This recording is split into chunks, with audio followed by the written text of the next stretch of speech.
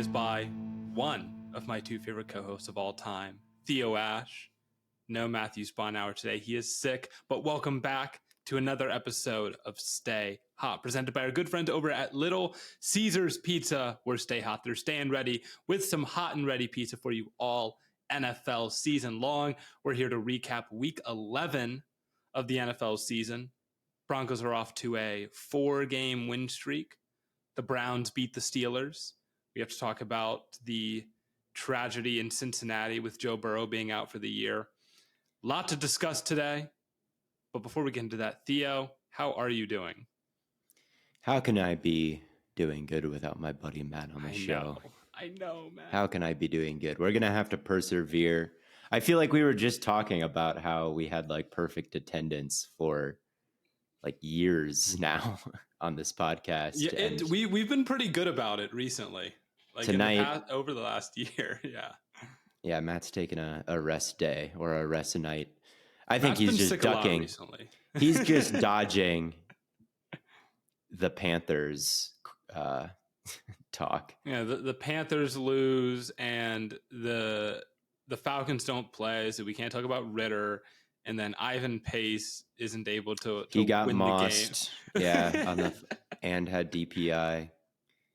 He's in the mud. And Sauce Gardner got burned for like an 80-yard touchdown today. Yeah, that's why Matt's sick. It's just all his guys aren't playing well, so he feels He's it sick. in his soul.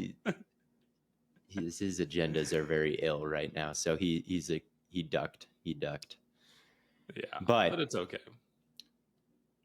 We'll hold it down over here, and I think the first thing to talk about is something that we haven't really gotten a chance to talk about yet, which was the Thursday night game, which I dubbed to be Game of the Year on Twitter a week and a half ago, only for it to be an atrocious game that saw the injury of perhaps the biggest star in all of football, Joe Burrow.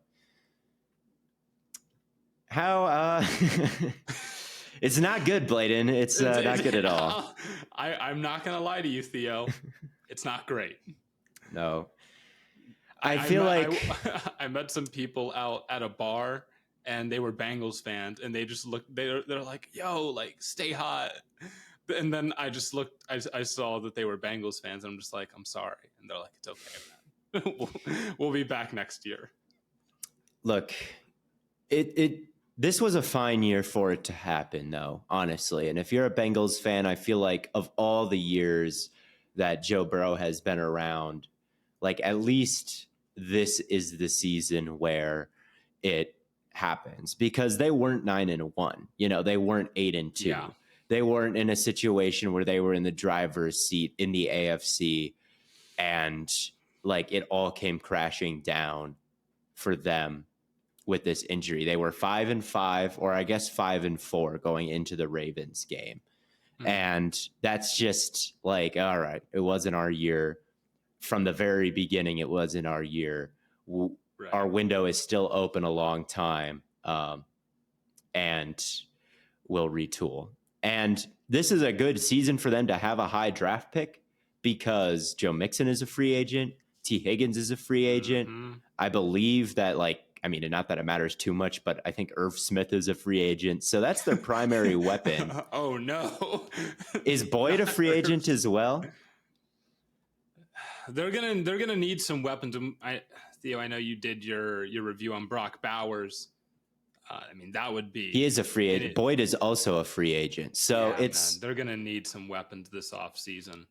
They're probably going to need that complementary piece next to Chase because they're not an organization that likes to spend money. I feel like if they have the option of letting guys like T. Higgins and Boyd walk in free agency, like they might do it. Like they're not going to spend a whole ton of money or give out a ton of guaranteed money. And they've already broken the bank for Joe Burrow, and they're going to have to do it for Chase. And they've done it for Orlando Brown. Like they're probably spread as thin as they want to go in terms of money. So for them to have the toughest schedule in the league down the stretch, according to strength of schedule, I'm not sure if I agree with that, but they don't play a team below 500 the rest of the way so far. They play coming up? well. They play the Steelers, which is not so difficult. I believe they play the. Oh, I don't have it in front of me. I know that they don't play another team below 500. They play the Vikings. They All play the right. Jaguars. They play the Steelers. They play the Colts. They play the Chiefs, and they play the Browns. So it's not as tough as maybe the record suggests, because the Browns and the Steelers and the Vikings, they're the quarterback situation, and the Colts, like, it is a bunch of backup quarterbacks, but those teams haven't been bad so far. And you can't, the Bengals have a backup quarterback too, Right. So it's probably not going to be too many wins here down the stretch. And it's a really good class for weapons. Like, at the top of the draft, it's notably good. Roma Dunze, Marvin Harrison, Keon Coleman, all the guys we've watched on the Stay Hot channel on the wide receiver live streams. Like, we've got a firsthand look at, Brock Bowers, all these vertical threats. So they will be able to retool. It's not a season that was looking too great to begin with. But still, it's a year of their window. Perhaps the last year with the big three at wide receiver that went like this. So still a huge bummer. The Ravens, a ton of credit to them. I thought their offense really rolled in this game. I thought their offensive line performed pretty fantastic. Honestly, they had a few early L's, the backup left tackle on Trey Hendrickson. But after about the first quarter, it was pretty much lights out by that Ravens offensive line on the Bengals pass rush. And the Bengals tried to play man coverage, and they kept getting called for DPI or losing. So I don't think they necessarily. What did the Bengals allow? 30-something points. It would have been a tough ask for them even to win that game with Joe Burrow. And if they lose that with Burrow right after losing to the Texans with Burrow, then we would have had a whole different conversation. Instead, we avoid that whole conversation and just say, they're screwed without him. Yeah. I think, right now the Bengals sit at the 17th pick. I mean, there's a lot of receivers in this class that I think are going to be pretty damn good. So you're probably going to get a guy as long as you can stay within that top 15 range. We'll see if they can get into that territory, but I think that's more ideally where you want to be. Baltimore's humming, though. Still number one in the AFC North, despite a loss to the Browns. I still think they're probably the most well-balanced team in the AFC, or the most complete team in the AFC. I agree with that. It may not matter because the Chiefs, they might have just as good of a defense, if not a better defense, come playoff time. And they've got Patrick Mahomes, and they're a bit less injury prone, I feel like, than the Ravens.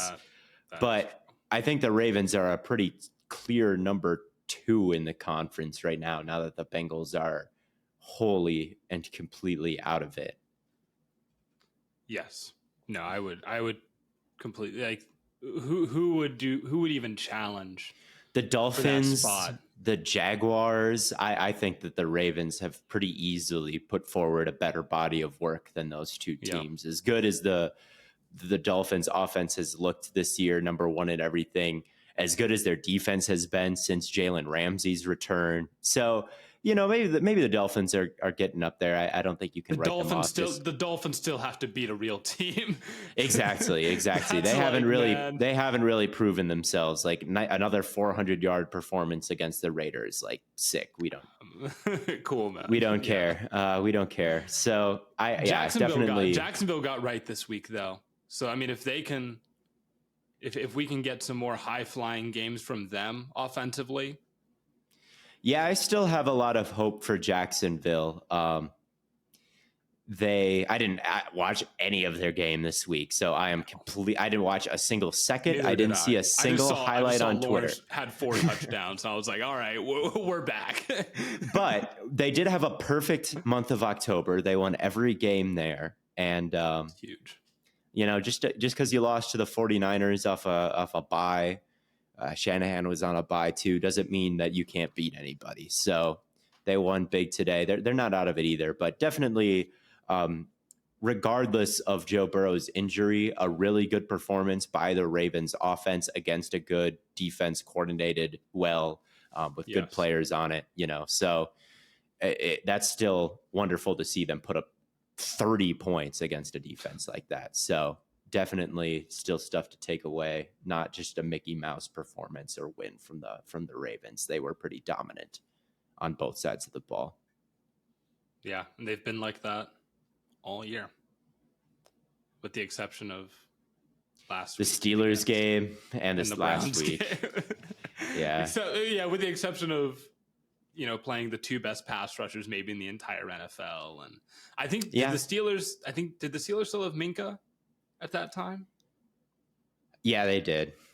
So that would also help a little. The Steelers game wasn't a Lamar. I mean, that was their wide receivers turning in the worst performance of any unit this year, basically. Although the Steelers safeties have challenged that after Minka Fitzpatrick's injury. So speaking of the Steelers, I think the biggest game of the week in terms of playoff implications was the Steelers versus Browns game. Another game I just did not watch much of because it kind of felt like it could be a 13-10 game and the Packers were playing. Yeah. So I think it was Wyatt's World that tweeted out this like a list of like the type of games that was going to use like 13. He did. I saw that. I will say though, I have to disagree with almost every other one of his assertions what was on that list. Do you have it? Well, up I don't have it up, but I saw it and it was like, he was like, here's how entertaining here's how entertaining all the games are going to be.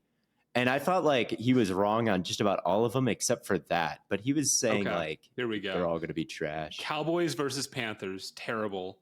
Raiders versus Dolphins, he's right about could that. be decent. What do you mean Raiders? I guess it was kind of decent because it was a 7-point game, but I don't know what his logic was going into it. That Dolphins versus Raiders could be a decent game. I don't know. That one kind of felt like... Did any of us lock the Dolphins to beat the Raiders? I think I locked the Dolphins to beat the Raiders. And that was another game I didn't catch much of today. I know that I don't know how it was a one-score game considering the Dolphins had 400 yards of offense and O'Connell threw like 3 picks, skimming the box score. I think Tyreek had like 30 fantasy points. I know. I looked at the ticker at the bottom and it's like, wow, Dolphins must be killing them. And then it was like the score. So I'll have to look into how that happened. I guess he was right. So I can't, it did come down to the end. It was decent. Cardinals versus I don't know Texans, how he knew. He said terrible.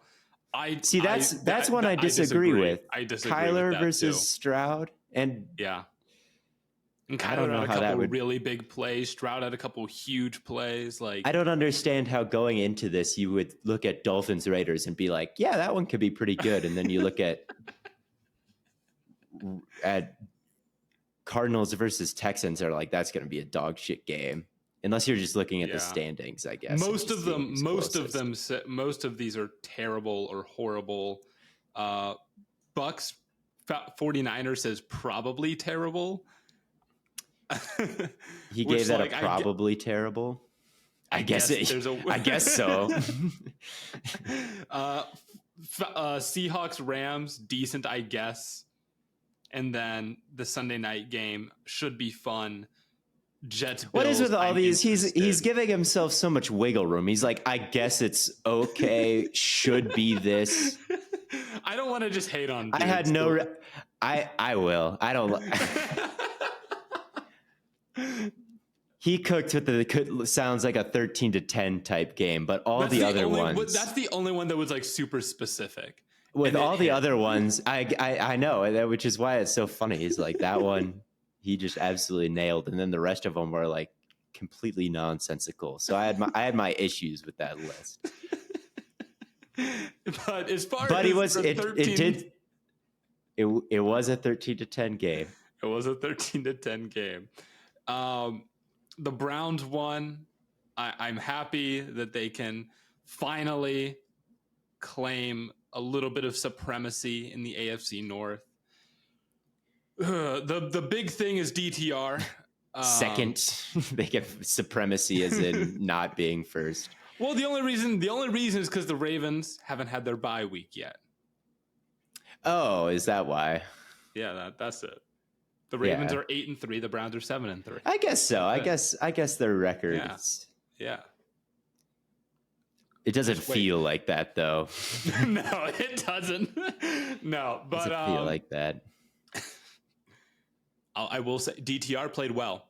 I have to give some credit where it's due. They really restricted the offense from the last time we saw Thompson Robinson when he played against Baltimore. They basically just said, go have fun. That was very bizarre, but it was kind of what he did in the preseason, and he had success doing it. So I can understand them just like, okay, let's just see what you can do. And it went horrible. It was like one of the worst quarterback performances of the entire season. This week, they didn't let him throw the ball downfield basically at all. So, I mean, you can imagine it was just, I think there were 3 passes all game that went past like the first down sticks. And I meant to check on next gen past 10 yards.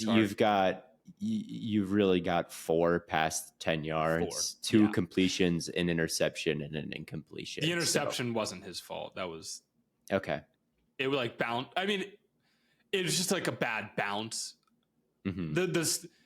There weren't any downfield options. Everything, and the Steelers played really well on the underneath stuff.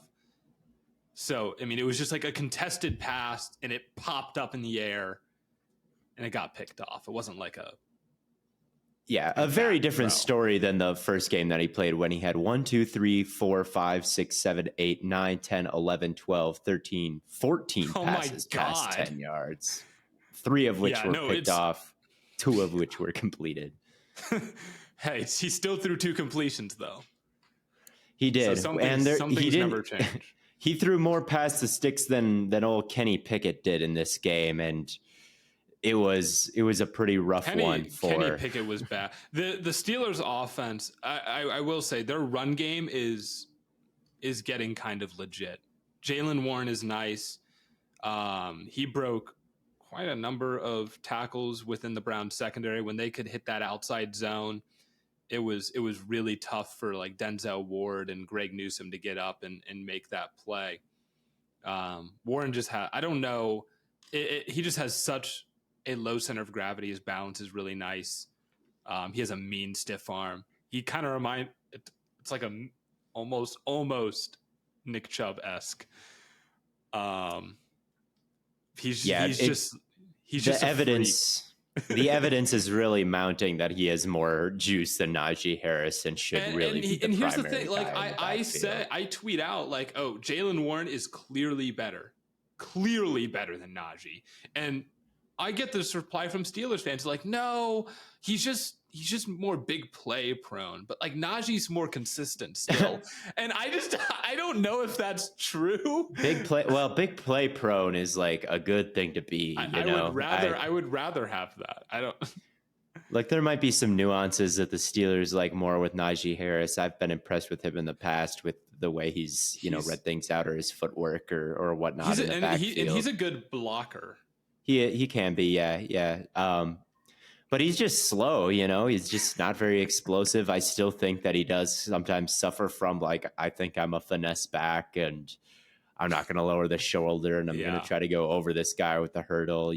I just don't think that he's really an elite back in the league, and he's someone that kind of has the skill set to be out there for all 3 downs, but like as a runner, he just doesn't have a ton of juice. And maybe Warren doesn't have the skill set to be out there 3 downs, and you're just kind of stuck with having the less explosive guy out there. But I think it's fine for the sake of you can have both guys right now because it's not like you're paying them.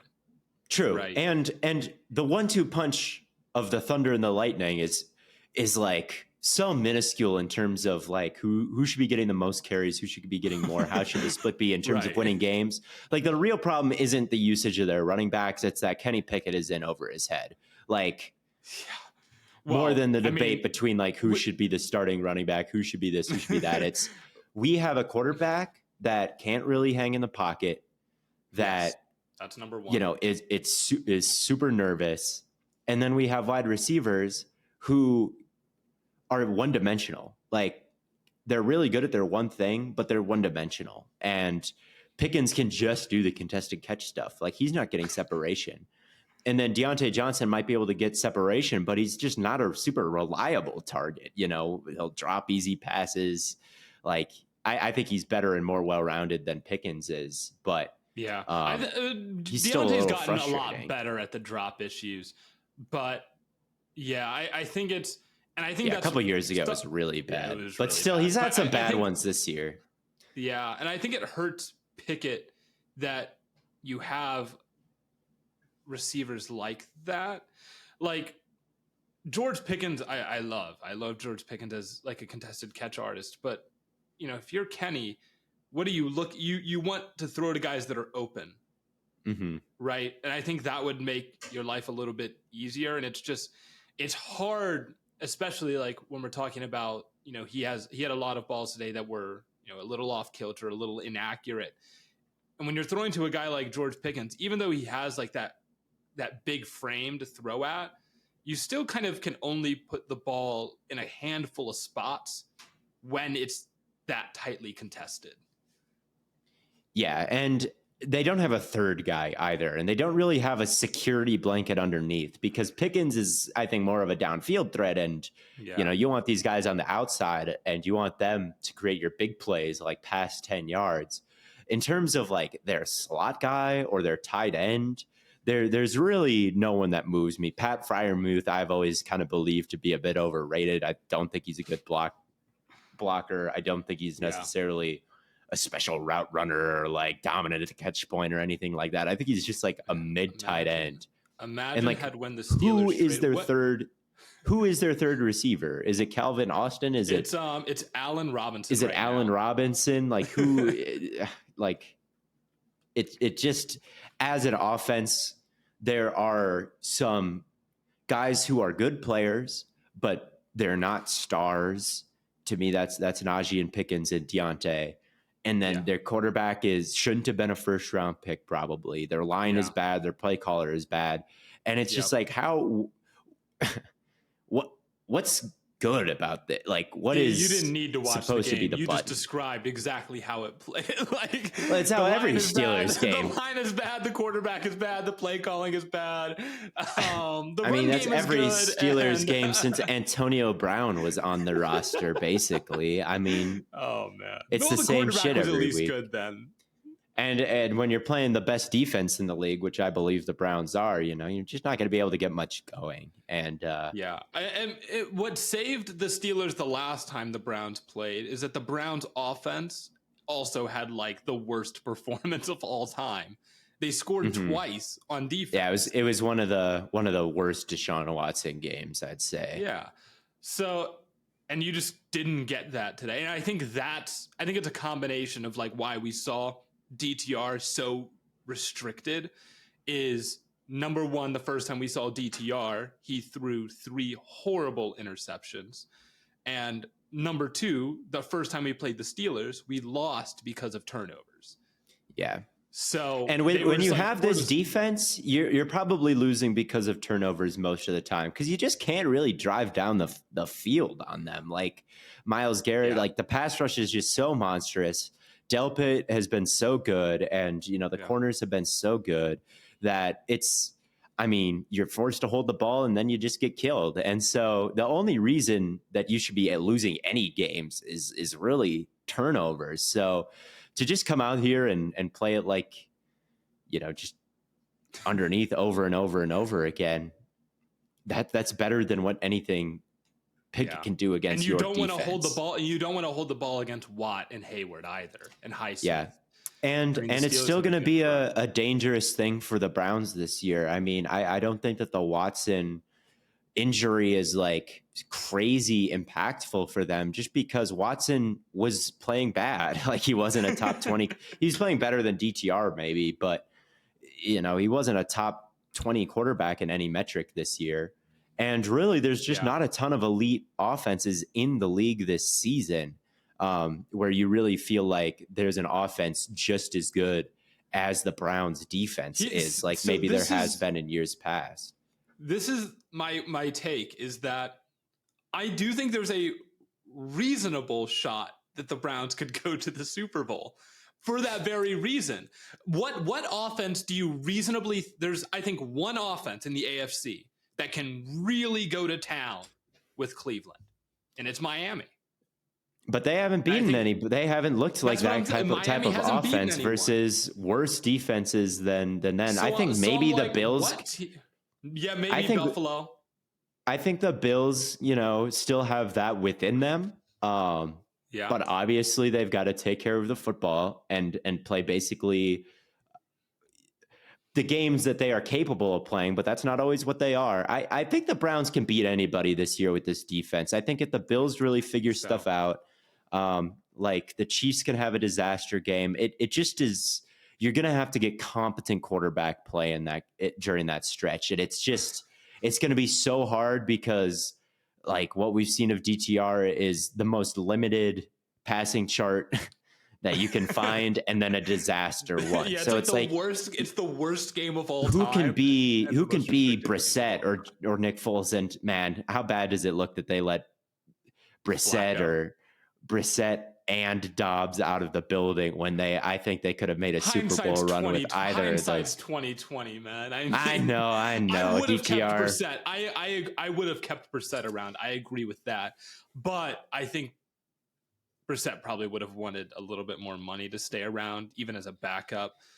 They're paying the QB room a lot already. It's kind of tough to spend on that second quarterback. Yeah, exactly. But we brought in Flacco today as the I guess emergency third QB because he's the practice squad guy. I don't think it's out of the realm of possibility that the Browns go on a run in the playoffs. I think it's not at all probable, but I mean, we've seen the Denver Broncos not that long ago go to the playoffs with Peyton Manning, who was playing as bad as any quarterback, and Brock Osweiler, because their defense was playing at that type of level and they won it all. And the Browns defense, like statistically, has been at a level that's pretty historic so far this year. The problem is, so has the Ravens. And the problem is, like, so has the Jets. Although the Browns Jets probably are out against Baltimore. And it's like, if they meet again in the playoffs, do you trust Cleveland to get that done? But they're 7-3 with bad. They're 7-3 with really bad quarterback play. So great win by the Browns. Their playoff chances are very good right now, and I think they're still very dangerous because of that defense, even though it was just the Steelers today. I mean, but it's like that's what you expect. That's what you expect to get when you play a bad. It's like you should hold them to that kind of performance. Right. But the only reason they scored it all was because of a Jaylen Warren like huge touchdown run. They got the one explosive, so they didn't sustain any real drives. Just one big play, like the Georgia game on Saturday, a little bit. Yeah, that's what happened. And that's what happened in the Steelers Browns game the last time they played. The Browns held the Steelers offense to basically nothing, and then they had one big George Pickens slant that went for a touchdown. And then they had the two turnovers that were both like a scoop and score and a pick six. So it's like, as long as it's a good defense, man. It's really good. Matt always says if you're talking about we just have to limit the turnovers, then you're probably in a bad spot. But for the Browns, that's really all they have. You probably are in a bad spot if it's just like our only goal is limit turnovers. But if you do it, you'll win. Like right. Yeah, all the Browns have to do to win is win the turnover battle, and that's it. So this episode of Stay Hot is brought to you by Prize Picks. With the basketball season here, you can now pick combo projections across football and basketball from the Specials League, a league created specifically for combo projections that includes two or more players from different sports or leagues. For example, LaMelo Ball plus Jonathan Mingo at a 10.5 combo of 3-pointers made plus reception, something like that. Prize Picks even offers a reboot policy so that your entries stay in play even if one of your players gets injured. For football and basketball games, if you have a player who exits the game in the first half and does not return in the second, that player is rebooted. And Prize Picks is the only daily fantasy sports platform with this injury insurance policy. So go to prizepicks.com/stayhot and use code STAYHOT for a first deposit match up to $100. That means if you put in 50, they'll give you another 50. You'll have 100 in your account. You could put up 99 and they'll give you another 99. It's just up to 100. So it's a great deal. Go to prizepicks.com/stayhot. Use code STAYHOT for that first deposit match. Prize Picks, daily fantasy sports made easy. The other games during that noon window that I actually watched, I did watch my Packers versus the Chargers. Oh, yeah. Which was actually a game worth talking about. Your perfect Justin Herbert, not his fault narrative game. It's been eating this year. I mean, Justin Herbert cooked us, dude. He had 80 rushing yards. He had some throws in closing windows today. I think he had 3 of them. One was for a touchdown to Keenan Allen. I think one was for a first down to Keenan Allen. And then one was very early in the game, like over the middle of the field. It's a zone coverage. Keenan has settled down, and Herbert just guns it between the 2 guys with velocity unmatched by anybody else in the league and hits them right in the numbers. There was a Keenan drop in the end zone. There was obviously the Quentin Johnston drop down the sideline. Ugly. Austin Eckler got to this went viral on Twitter. I saw this. I thought about when I saw that, I was like, someone's going to clip this on Twitter and it's going to go super viral because it was rough. And I watched it on YouTube TV. Well, I can't screen record YouTube TV. So oh my God. No, I noticed because I tried to do it too. And I was like, you can't do it. So I was like, someone's got to get this somehow. But yeah, he's been a liability on the ground. Like literally it is not Herbert's fault. And I always get these comments that are like, it wasn't Herbert's fault today, but I can't believe the pass he gets with the media. I got a couple comments like that.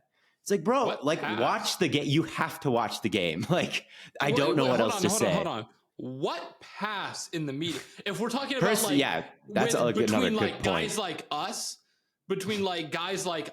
yes, he gets a pass. But if you look at like ESPN, guys on ESPN hate Justin Herbert. guys like Stephen A. Smith and Acho and I guess I don't know where Stephen A. Smith lies on this or Orlovsky or we got Mina on ESPN. I'm sure fighting the good fight. But there's so many talking heads that I don't even know who they are, and it's like all they look at is like they lose games, and it's like Herbert on national TV, especially with Acho, so FS1 is totally anti-Herbert. That's like one of the big two is like public enemy number 1.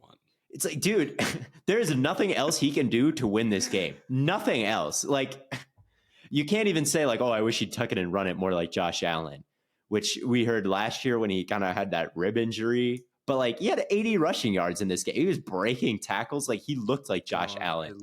I literally saw a TikTok earlier today. I should have sent it to you. They like clipped a segment where it was like Justin Herbert. they lost a game and it was like, so Justin Herbert threw 430 yards and lost, and they're like, he should have thrown 630. I don't know what to tell you, man. They should have. I'll be honest though, they need to keep fucking around and selling Herbert, because last week I got 1.1 million views on a Chargers video, and this week it's been up 8 hours and it has 540,000 views. That so $2 CPM on TikTok is hitting. Dude, not to flex on the general public right now. How much did the first one with 1.1 million views? Let's see how much it's up to. That one video, 1,579.92. Yeah, so Herbert, we move. We are up big whenever the Herbert's teammates struggle, because first of all, my agenda is thriving and my bank account is thriving when that happens. And I'm not trying to be a click merchant, honestly. Like, I just find it funny, but like they blow up, so I like can't I guess I'll just keep doing it until it stops. So I got that, and the Packers won. This time, Herbert's expense was my gain. Jordan Love looked really good for the second straight week. Okay. The offense, far from perfect today, but they, like the Vikings game, they couldn't go multiple plays without a egregious error on offense. It's become more few and far between these last 2 weeks. So like when things are kind of in a flow, you see that the passing offense has some real talent. Like Jaden Reed had a big game today. Romeo Dobbs, had some really big catches, including one at the end to win the game. Watson caught a touchdown. Not a huge game from him outside of that, but he did get one. We only had one healthy running back, Aaron Jones, and Emmanuel Wilson, the backup, got hurt. So it was just A.J. Dillon. He was the only one. DeGuara got hurt as well, so we didn't even have a fullback. It was just A.J. Dillon in the backfield. Oh, my God.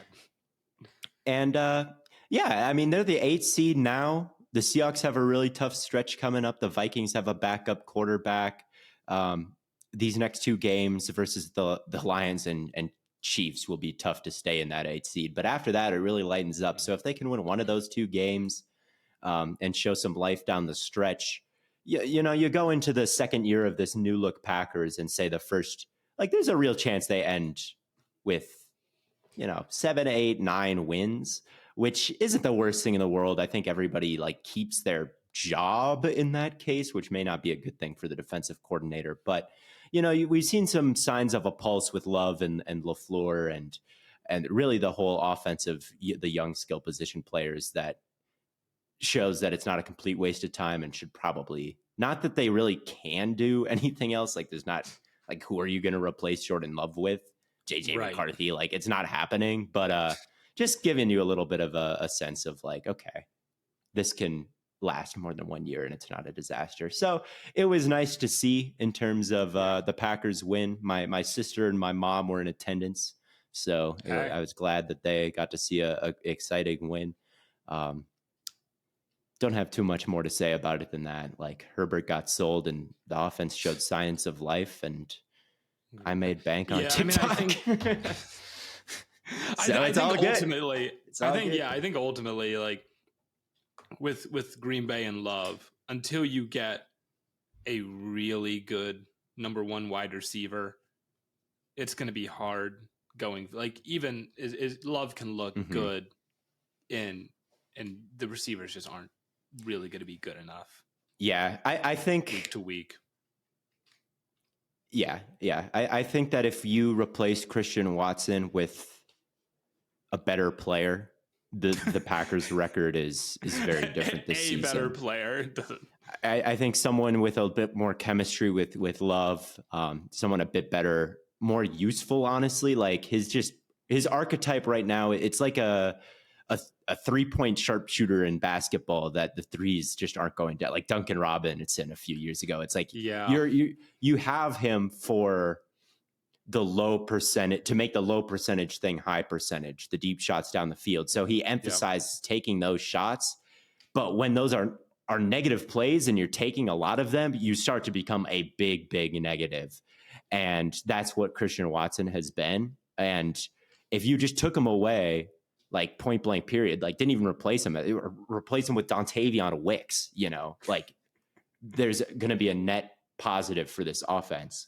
Obviously the ideal thing is those deep shots start to fall in the second half, just they did with Rodgers as they got more time together throughout the season. But so far it hasn't been good. And is it mostly, do you think a lot of those have been on Love or on I think most Watson? Of them have been on Love. I honestly think Watson, last week there was a contested catch in the end zone with Patrick Peterson that got tipped and intercepted.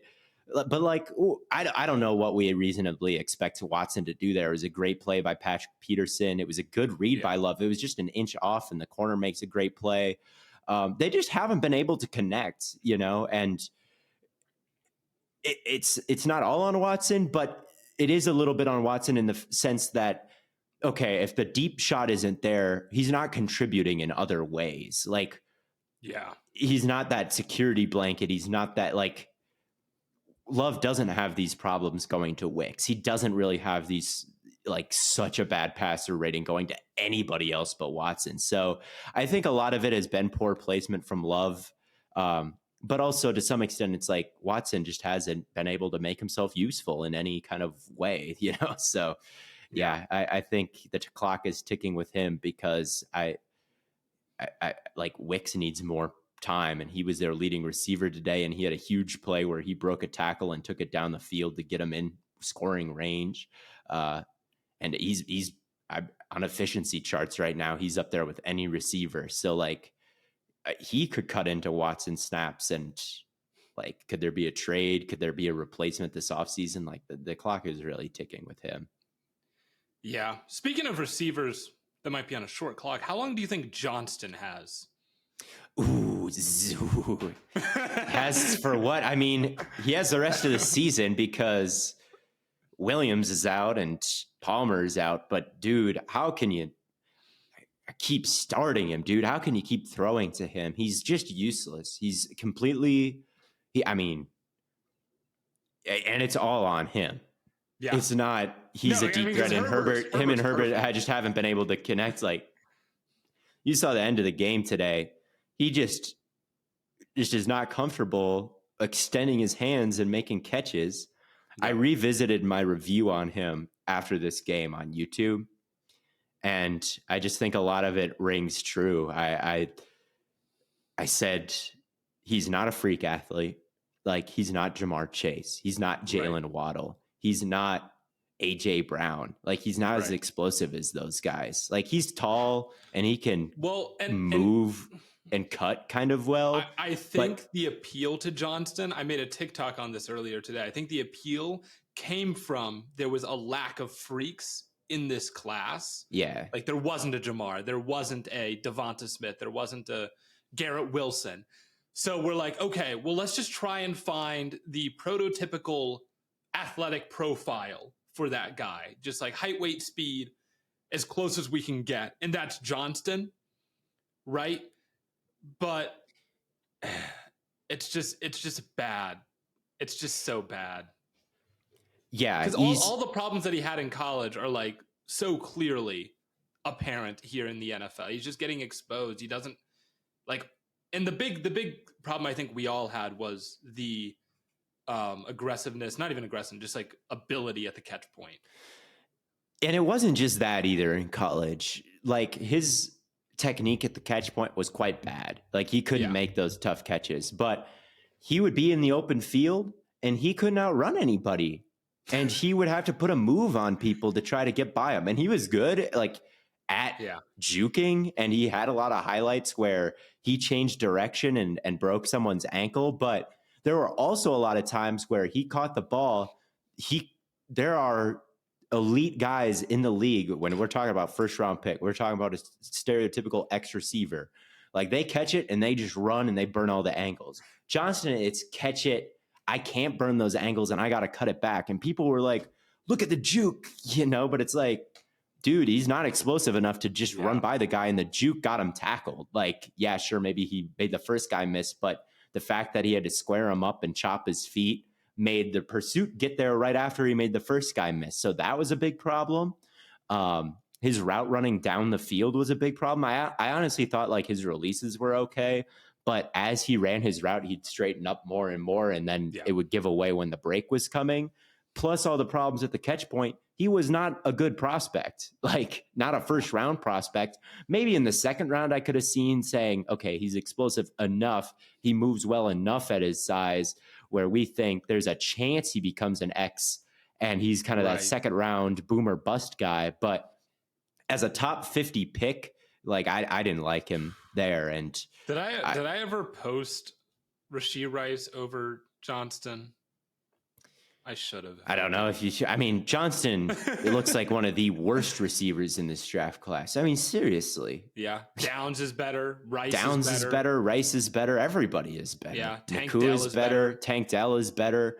Like, there are probably 7th round picks that if you put them in Johnston's position right now as the alpha with Justin, well, not the alpha because Keenan Allen is there, but the outside threat with no real competition for targets and Justin Herbert throwing you the ball, I'm dead serious. Any other wide receiver drafted could do better than Quentin Johnston, or at least the same, because it's been nothing positive. Yeah.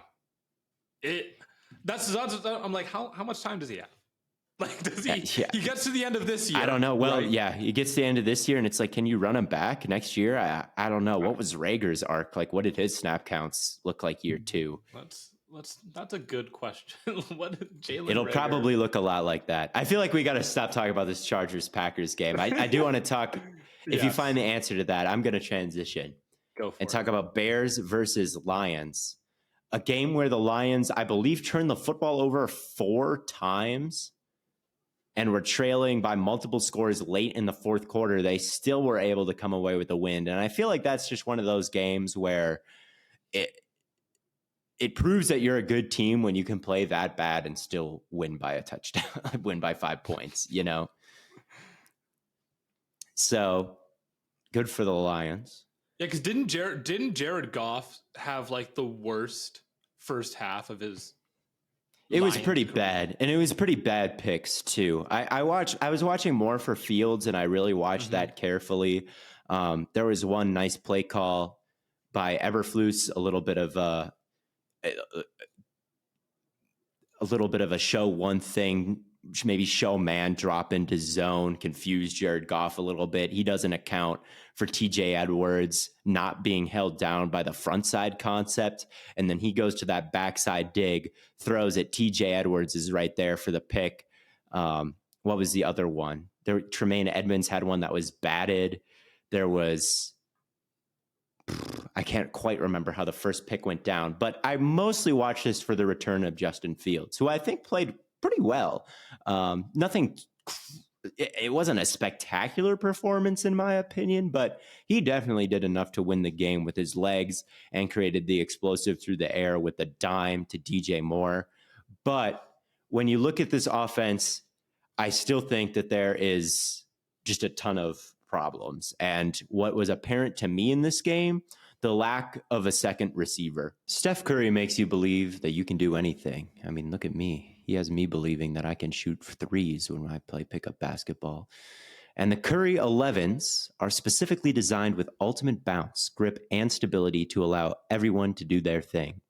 New generations of ball players are coming up and showing the basketball world that the old rules do not apply. The future is exciting, fast, positive, and hungry. This NBA season, rock your favorite player and rep his shoes on and off the court. The Curry 11s are perfect for both the committed and casual ballers. The UA Warp Tech makes the shoe feel like it was designed for your feet, locked in no matter what you do on the court. Stop in your tracks with dual density UA flow cushioning and traction, an emergency brake that you don't even notice.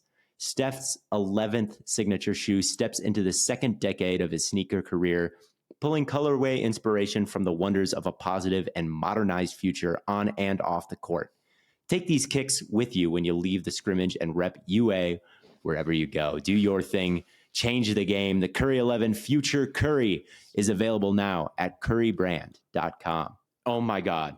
It's terrible. It was really bad in this game. Mooney and Tyler Scott, big net negatives in my opinion. Don't let Matt hear you say that about Tyler Scott. I know. But I charted this game, and this was done very quickly with a broadcast angle. So I don't quite know if this number is totally accurate, but I counted kind of 19 plays where DJ Moore was targeted. And that doesn't just mean targeted like thrown to. I'm talking like targeted in they looked his way, either first or if they threw him the ball. So he was getting pretty heavily looked at. Komet was getting pretty heavily looked at. Outside of that, like Mooney really wasn't a part of the game plan. Scott really wasn't a part of the game plan. Equanimous St. Brown, like it's really just Moore and Komet. And outside of that, like they just don't really have any reliable weapons, and you need more than a wide receiver and a tight end. And that wide receiver, I think, is a good wide receiver one, like, but he's not someone that can carry an entire he's not AJ Brown caliber, he's not Tyreek Hill caliber, Mhm. Justin Jefferson caliber. You know what I'm saying? Right. So, and then I don't think Mooney is a number 2. Like, I don't want him as your second best receiver. And then Tyler Scott today, they had a chance to put the game away, a deep shot to him. He doesn't track it at all and loses it in the air and doesn't really give it what I thought to be a good throw from Fields at the end a chance. And so, and Mooney, I thought, was quitting on routes and not necessarily being a dynamic threat. So it's really it's up to Fields and DJ Moore, especially, to be the entire offense. The Bills. So they're just the Bills. Yeah, they are just the Bills. They've got an explosive, running threat at quarterback, like someone who can create a ton of big plays. They got the wide receiver 1, and they got the tight end that also has a big target share and can't quite find that second receiver, except everyone's worse. Fields, the Bills at home. Right. It is the Bills are the McDonald's and the Bears are mom's home cooked dinner. Yeah. But Kmet probably isn't as good as a receiving threat anyway as Kincaid, and Moore isn't as good as Diggs, and Fields isn't nearly as good as Allen. And it's all the same problems that the Bills have, except the high end stuff is worse, and that's a problem. Also, the interior of their offensive line, I know they hated their center last year. Oh my God, they would tweet all the time about how much Mustipher sucked, Sam Mustipher. And Sam Mustipher was not a great center or anything like that, but this year, the center play in this game was atrocious. And they went between 62, I think that's Lucas, and 67, I can't remember who that is. Nate Davis, their free agent acquisition, had a horrific game. 76, Tevin Jenkins was fine, but still wasn't moving bodies to an insane extent in the middle. So their interior of their line was pretty bad. I thought that Wright and Borum played all right. Borum has the benefit of, in this game at least, of going against a Lions team that just doesn't have that secondary rusher on the other side of Hutchinson right now, which I think is a big problem for them. Another problem I identified with the Lions is Jack Campbell, their first round pick. They're I'm not totally sure what their plan is with him. He started the game, but then he got picked on and they went to Barnes, and then we just saw Campbell back sporadically the rest of the way. So I don't quite know what that's about. In the beginning of the year, they were reluctant to start him. And then as we got into the chunk of the season, he started he's not good. It was pretty bad today. Gave him a higher percentage of snaps, but I was he was actually really terrible today. Yeah. So that was a way that the Bears could score. That in the front seven there are weaknesses for the Lions. The corner play for the Lions, the outside corners still are a little weak. Brian Branch played an amazing game though. Aleem McNeil.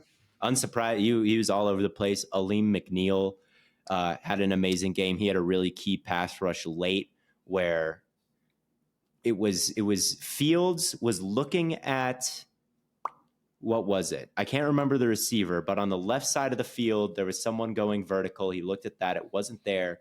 He tried to make his second read on the other side, more wide open on dagger. And it was Jack Campbell not getting enough depth to take that away. But as soon as he saw it, Aleem McNeil beat Nate Davis, and it was a sack. But that was almost a really explosive play for the Bears. And maybe you could have argued that Fields could have still gotten rid of that ball, but still a big win for Aleem McNeil on the spin move.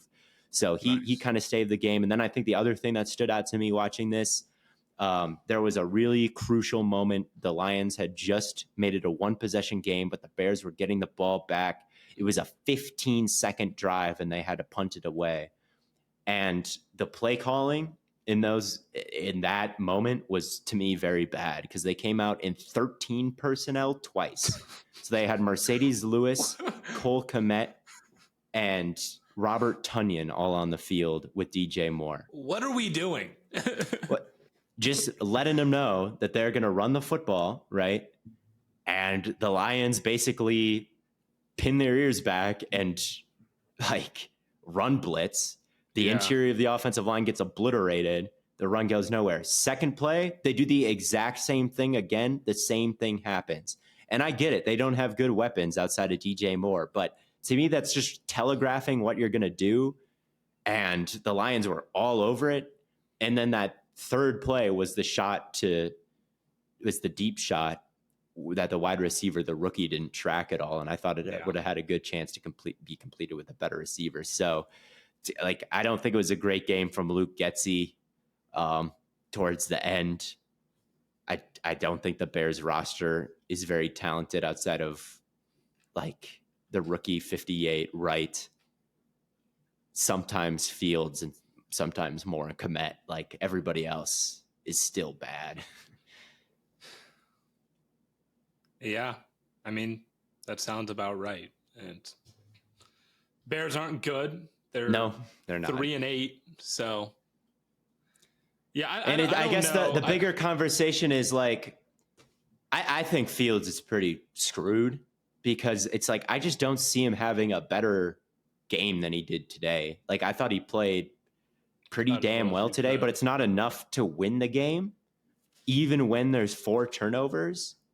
And like the supporting cast just isn't good enough for him to put up the kind of numbers he's going to need to put up to avoid the getting replaced, I think. That's what I was about to go to is, like, you know, they currently sit, if the draft were today, picks 1 and 4. It's like he probably doesn't survive a Caleb Williams pick unless, I mean, unless he really balls, and it's like it's just hard to really ball when your line is bad and your receivers are bad and your play caller is bad. They play Minnesota next week, who have been much better. A great defensively. defense, yeah. They play Detroit then after that, which today is about as good as it's probably. They had as good of a shot as they're ever going to get to beat Detroit today, and they didn't do it. They'll be at home next time, so maybe they get. I'm sure Bears fans are hyped about that. Then after that, they go at the Browns. No. Then they have the Cardinals. Maybe. Falcons. Maybe. Falcons have a good run defense, so we'll see. And then Falcons, I don't know. Yeah. And then at the Packers to finish the year.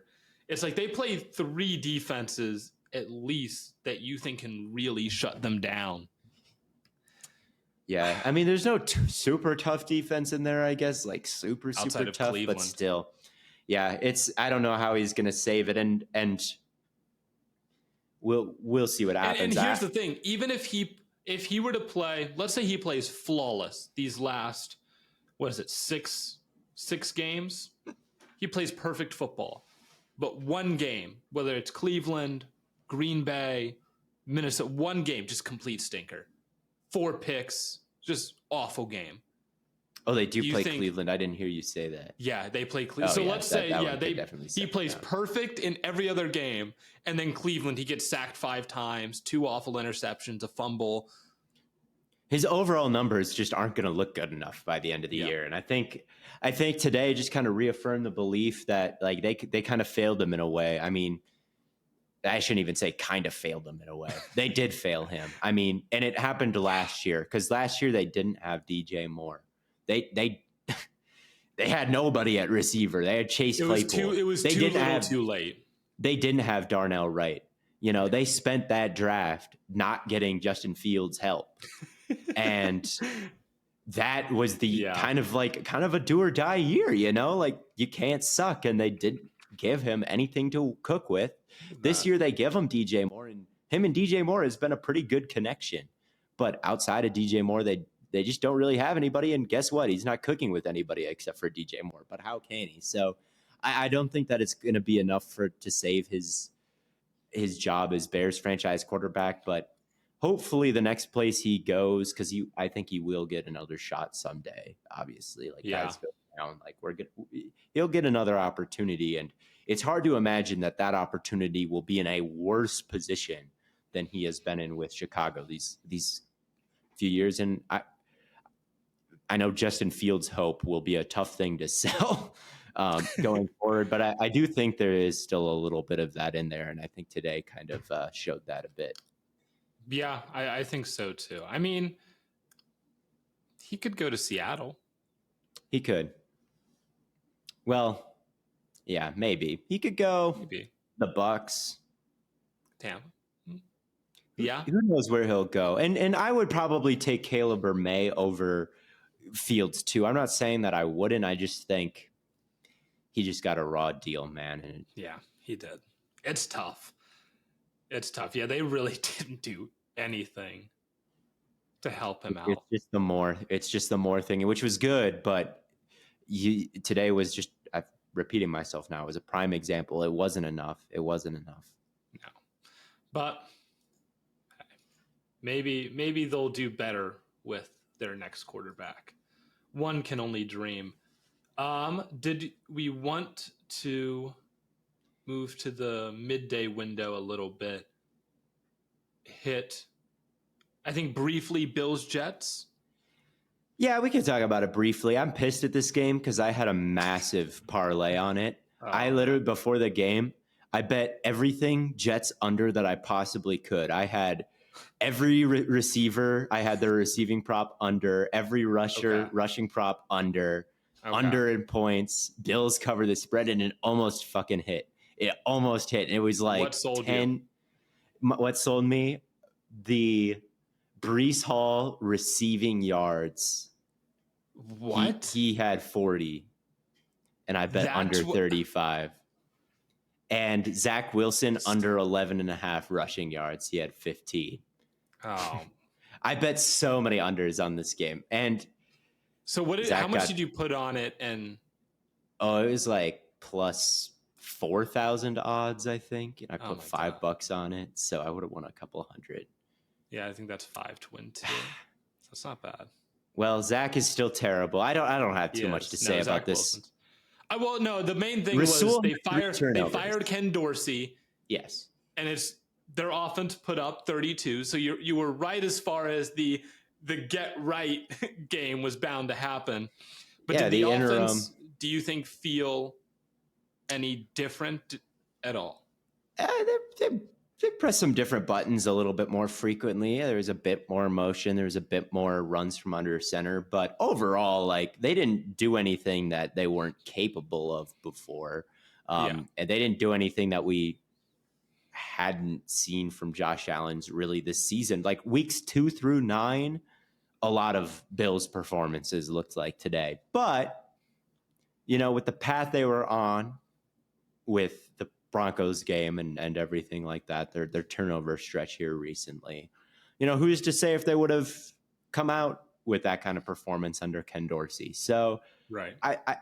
I still think that the Bills offense, like film Twitter has been saying all week, they were first in success rate, like top 5 at DVOA, and great on third down and great in the red zone going into this game, even with their skid, like not even taking that out of it. Even with their skid, they were still top in a lot of metrics. And then today they looked like a great offense again. And we'll see if they can sustain it. And we'll see if they can get into the playoffs and actually win some games. I think that's when it'll be determined if this is actually a successful move or not. But right now, like, yeah, because I guess you're not going to see any like new install, right? You're 11 games into the season. Right. It's just pressing different buttons, really, like this stuff. Maybe they worked on a few new plays over the course of the week, but you're not going to overhaul your offensive philosophy. It's it's basically just tinkering at this point. And it's the message of, hey, Josh Allen, you turn the football over, we're firing your offensive coordinator, like right. That might be the thing to kind of lock in the offense a little bit and get them to execute when there's actually, people getting axed. So whatever it was, whatever you want to say, it worked for this game against a top defense in the entire league. Josh Allen played a fantastic game. And I guess that I don't think that completely justifies their coordinator move, but it certainly doesn't not justify it. So I don't really care either way. Fair enough. One more thing. Is Khalil Shakir, for the record, is Khalil Shakir better than Gabe Davis? I believe that he is. I loved Khalil Shakir coming out of Boise State. I had the same grade on him as I had on George Pickens. I thought he was worth like a second round draft pick. He fell to round 5, and I feel like targets to him have been pretty positive this year. He's fast. At Boise State, he showed a lot of nuance today. You saw the speed and the ability to make people miss. Like, I think that Khalil Shakir is a nice player. And I think Gabe has kind of had his opportunity as wide receiver too, and not really taken advantage of it. So I'd start to get Shakir more involved than Gabe Davis for sure, which they did today. And maybe that's another Joe Brady type of thing. Maybe Ken Dorsey. Maybe it's Ken the Dorsey natural progression of things, and Ken would have done it. But who knows? Maybe we'll see. Actually, the thing that got Ken Dorsey fired was he loved Gabe Davis too much. And McDermott was like, "Dog, no." I could see it. The game from this Theo Ash fan, and the game from this window that interested me more was Seahawks versus Rams. Yes, the Seahawks are choking. They're their own worst enemy, man. They've got to cut out the penalties. I know they Seahawks were what 6-2, 6-3. Yeah. Something like that. They lose this game to the Rams, and now it's 49ers, Cowboys, 49ers, Eagles this month. Yup.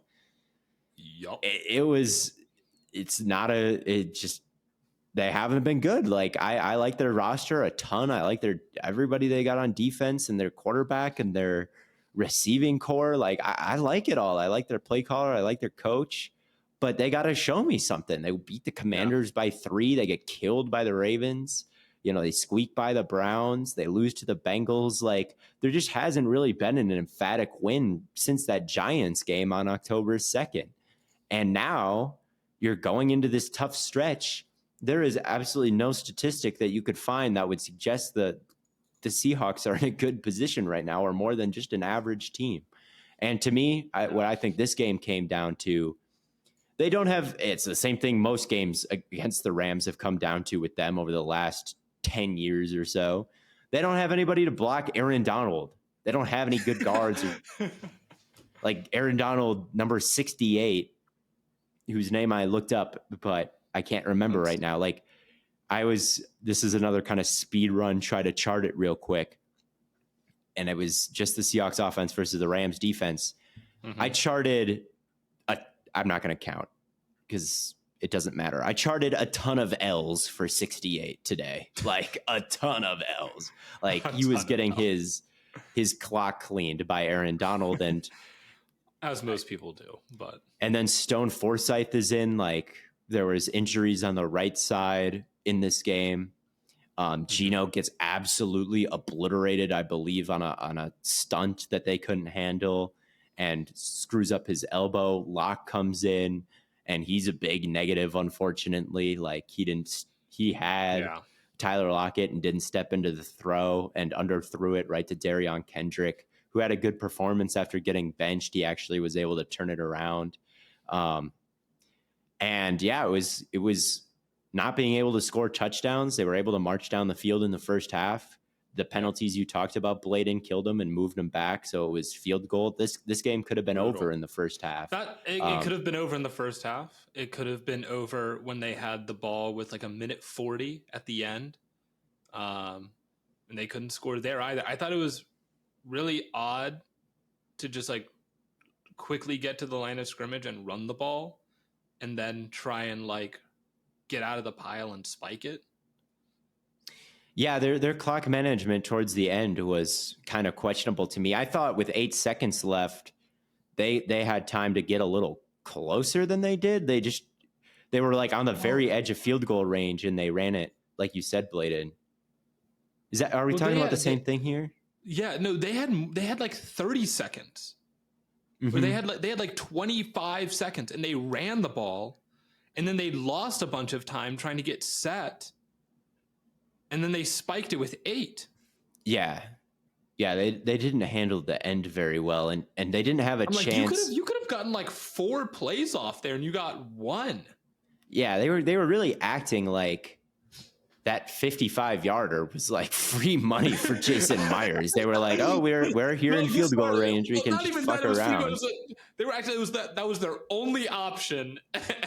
It was either that or nothing. It felt really weird. Yes, when they were lining up to kick that, I just had the gut feeling. It's like, man, they didn't handle that. Like, this is not hitting. They absolutely needed to hit. They fucked around to get up here or like get into that type of range. Like they're probably gonna. That's probably gonna come back everything that had led to that moment just said that they were gonna miss it.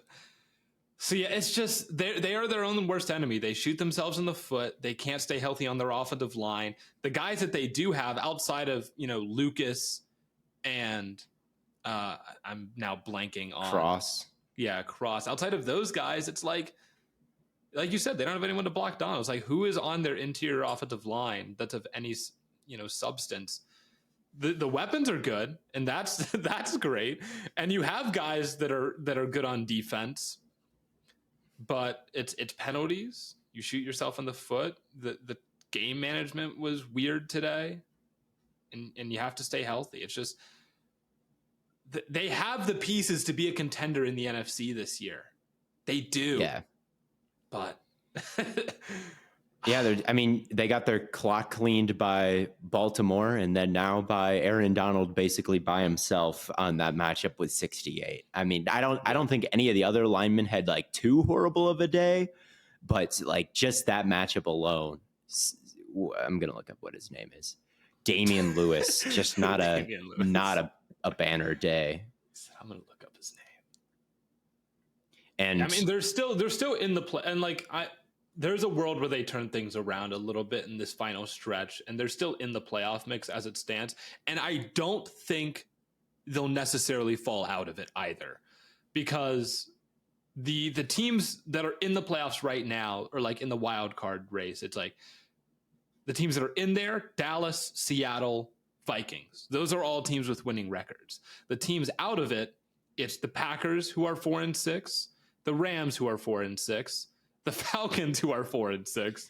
Right. They still have that 2 game. They still have that cushion where there's no one at 5 wins to challenge them. Like the Packers and Rams still have a lot of ground to make up. They just better hope the Rams don't get hot here towards the end. And who do the Rams play? They play the Cardinals. That's winnable. The Browns is still winnable, as good as their defense is. The Browns offense is still the Browns offense. Like they can, much as they can win any game, they can lose any game too. The Ravens, that's probably not a win. But then Commanders, Saints, Giants, 49ers, like you better hope they don't get hot and win about 5 of those. And the Seahawks and the Seahawks could go on a 4-game losing streak because they got the big tiebreaker. Like the Rams have now swept this series this year, and the Seahawks have never really been able to beat McVay. So they're playing with they're in a nice position. I think they are clearly better than the Packers, or they match up horribly with the Rams, I guess, but they're probably more dangerous than the Rams. Although I don't know if Stafford is fully healthy. Like you lose to them twice, and you may not be able to get that kind of slack as like, oh, you're clearly better than the Rams. But like the Falcons, they're the Bucks, they're better than that, but they're really in peril. The Rams would be the team that could knock them out. Like if the Vikings stay on the pace they've been on. I know they lost today, and we'll talk about that game. But there's room for both them and the Vikings, and I think them and the Vikings still have very good odds to be that 6 and 7 seed. But still, they're not going to be favored in any of their 4 games, and you lose 5 in a row potentially. Or even. Let's say they're lucky and they win 2 of their next 4. It's still not great. So just a really horrible one to drop. If you go into the final 3 games and you're 6 and 8, and what are the odds you make the playoffs at that point, man? It gets really dicey. Yeah, and it's like their aspirations are Super Bowl. It's like we shouldn't be talking about how they are hanging on to that wild card spot where we should be talking about them like we were a couple weeks ago as like potential challengers to the 49ers. Yeah. And that's how it's got to be. They signed Geno Smith. I don't think their preseason aspirations necessarily would have screamed Super Bowl. Well, what were they then? Like, I guess if it's a successful season, it was how healthy is Jordan Brooks going to be, and how big of a role is Witherspoon going to play right away? Which both of those have ended up being like home runs in terms of where they could have been. But they're not a very young team, is the thing. Like, you can't have any moral victories where it's like, oh, we didn't win the Super Bowl, but we'll be back because we've got this guy at franchise quarterback who is going to open our window for 10 years. It's like, that's not really their situation. They've got Geno Smith, who is a good short-term starter. But he's not a long-term option in terms of if we're talking 5-10 years, So like, you're playing to win the game right here. And you're trying to build a team around Geno that can win the Super Bowl. And we've seen quarterbacks way worse than Geno win it. So it's like, we got to build that elite defense. We got to build that elite team around him. And it looked like they were kind of doing that, I thought, like on paper, but the line and I don't even really know with the defense. Like, it should be so good. They traded for Leonard Williams. Leonard Williams, I think, has been great. Like, the defense, Tariq Woolen has been great. Jamal Adams has been great. The defense since he's coming back. Boye Mafe has been great. Yeah. It's just, I don't know. I think it mostly falls on the offensive line. I agree. And the offensive, as far as like, if there was a unit that you could point to and be like, you need help here. The other thing is penalties, which I think can be fixed. Like, come playoff time, you can clean that up. You can, but at this point, it's like, I don't know. So it's I still think they'll make the playoffs, but they've just to me, it's just been very disappointing to watch this team because I really thought that they were dark horse Super Bowl contenders, and right now they're just anything but, or not anything but they're far away from being that where as it currently stands. So they've been one of the bigger. You go from dark horse contenders to, I mean, they were winning the division 2 weeks ago, and now they're fringe playoff team. Yeah. So, tough sledding. But if we want to get into the team right below them in the current playoff picture, Minnesota Vikings played the Denver Broncos tonight in our Little Caesars game of the week. Again, Little Caesars gets you hot and ready pizza, and we're stay hot. So, little. It was an exciting game. It was an exciting game, and the Broncos coming into this were on a 3-game win streak after winning. They're now on a 4-game win streak. Minnesota coming into this have been on a 5-game win streak. So I think even Minnesota losing this game, not super disastrous for them. Denver winning this game though, huge. And Cortland Sutton, I think not even Cortland Sutton, just the Broncos offensively are starting to really bring things together with Javonte and P. Ryan. And I think Russ has been a little bit better. And their line. And Cortland Sutton has been awesome. And the line has been good. And Cortland Sutton has been Megatron here recently, like literally Calvin Johnson with the ball in the air. Like crazy catch after crazy catch. Back-to-back like game-winning prime touchdowns. That's crazy. His stock is way up right now. And the line, they pointed it out on the broadcast tonight, like it's been the same group of 5 guys every single week. And I think it's like been 5 snaps where it's not McGlinchey, Miners, Quessenberry, Powers, and Bowles. It's just they've been healthy, and those not all of those guys are the best offensive linemen, but when you're not dealing with any backups through the course of the entire year, and like Mims has been a nice guy, like a nice find, and Jaleel McLaughlin has been a nice find, and Cortland Sutton is back. Like, yeah, you're absolutely right. It's a pretty good offense. PFF has this. I think it was Sam Monson had this philosophy, or Steve Palazzolo. They were like, I'd rather have a bunch of like average offensive linemen that all play together than just Joe Thomas. And no one else. It's not about with offensive like line Williams. It's not about one star. It's about depth, and it's about you're only as strong as your weakest link. Like today, Yeah. with the Seahawks, like what I was talking about, it was just Aaron Donald on number 68. And if you get in a bear front, you can't really do much about it. Like that's a one-on-one, and it doesn't matter how good your right tackle is if your left, if there's pressure because of your left guard. 2 gaps away, there's nothing you can do. And the Broncos haven't had to worry about anything like that this year. And the Quinn Miners breakout has actually happened. That's so funny because we did that for like a Bleacher Report. Yeah, our Bleacher Report breakout candidate. You were like, honestly, Quinn Miners is kind of good. The Quinn Miners breakout on the Bleacher Report live that like 14 people watched. Well, there were a decent amount of people from like the Bleacher Report app, but I don't think anyone that like knew who we were. No one that knows who we were saw it. It was just live on. Yeah, if you were there, let us know. And then the defense for Denver. I mean, when you get on a big winning streak like this, it's really been the takeaways. And yeah, they still can't rush the passer though. Yeah, I don't know exactly how legit the defense is, and like with the turnovers these last couple weeks, Dobbs is always someone who, this is what I thought we were getting when he got traded. And unfortunately, he went God mode for 2 weeks.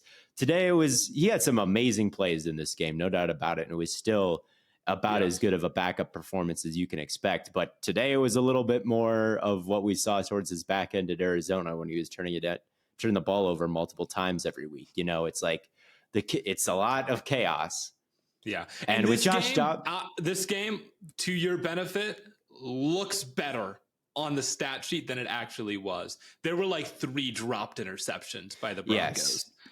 So I don't know. The Broncos still have a lot of work to do to get to the playoffs. And I just don't know if this turnover rate is quite sustainable, but at the very least, moves like cutting Randy Gregory and cutting Frank Clark and like letting the young guys kind of start to get more reps and develop. Like that looks like the right move right now.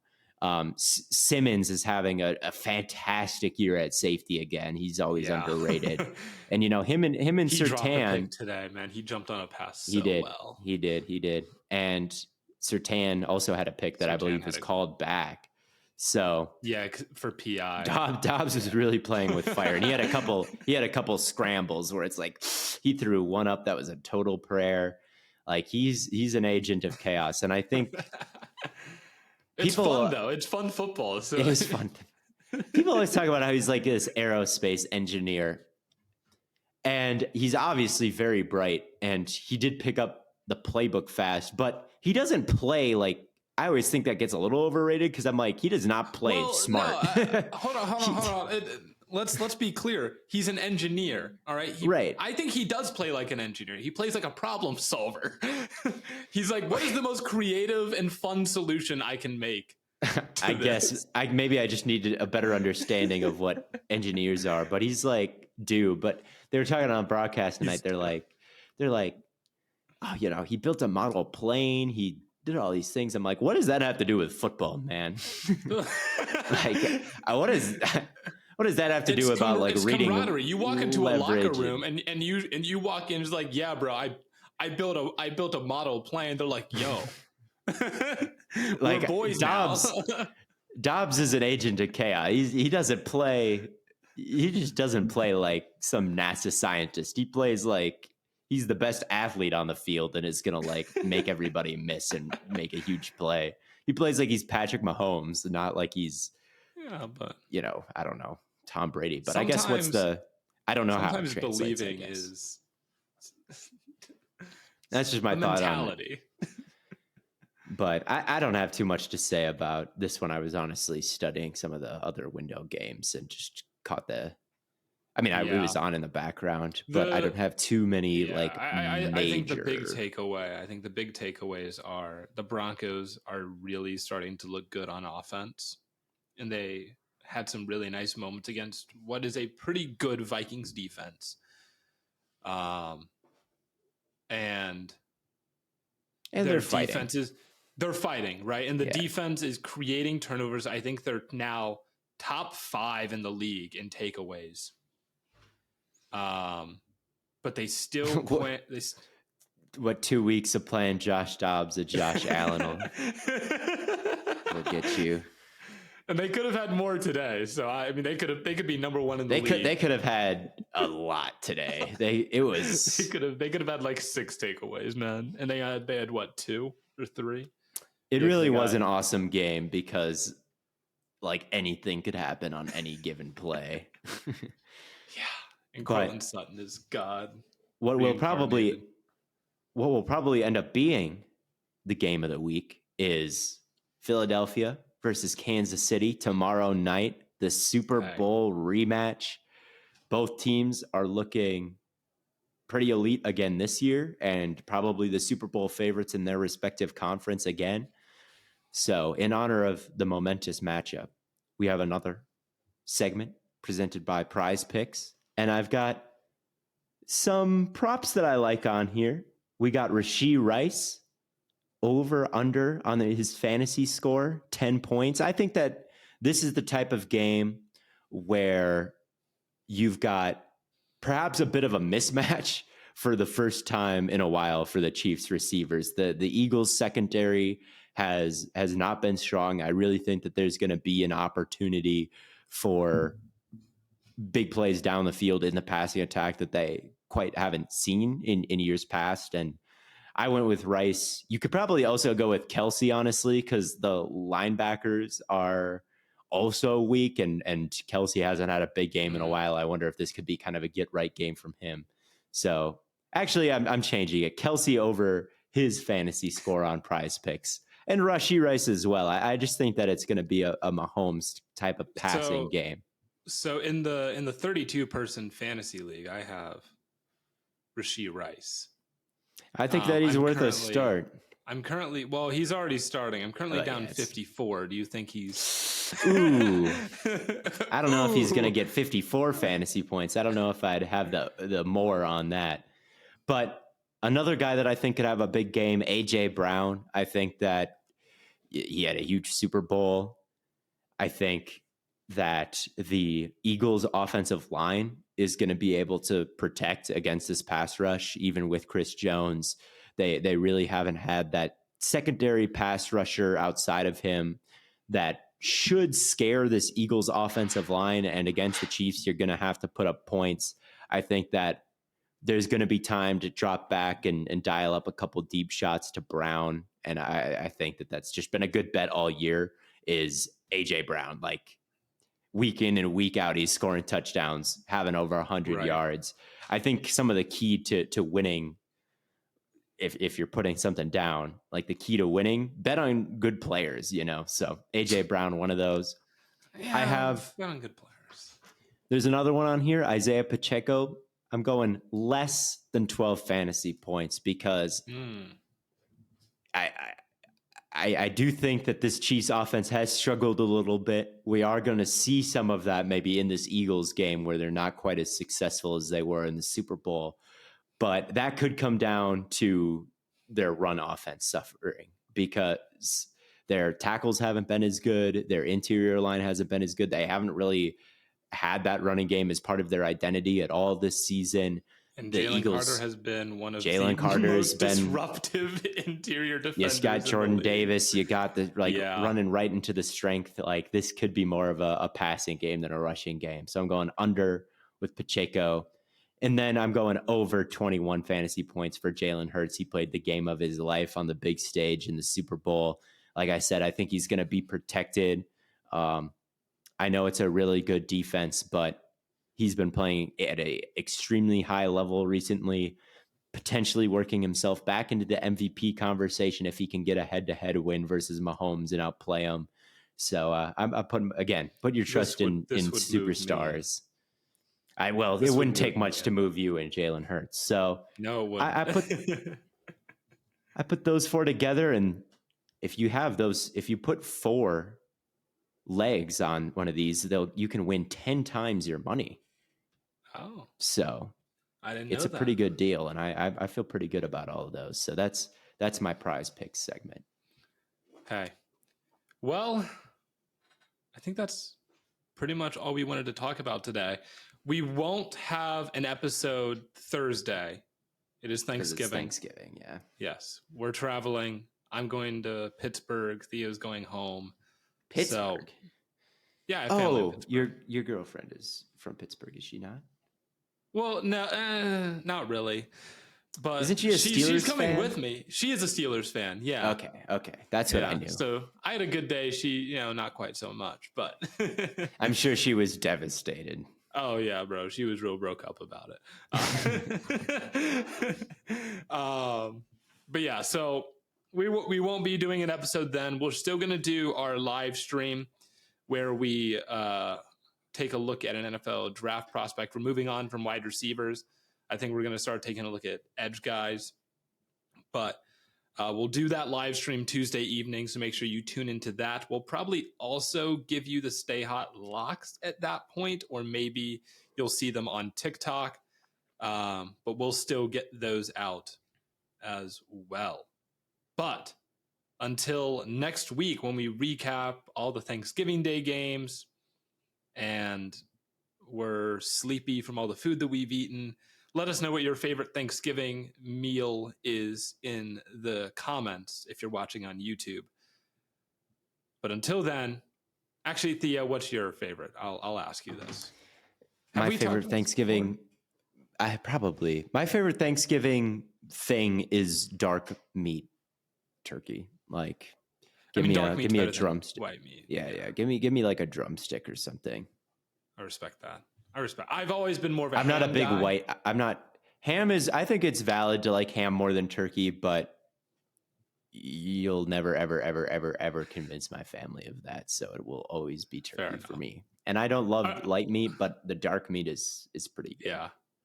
If I do have turkey, I'm right there with you, getting a drumstick.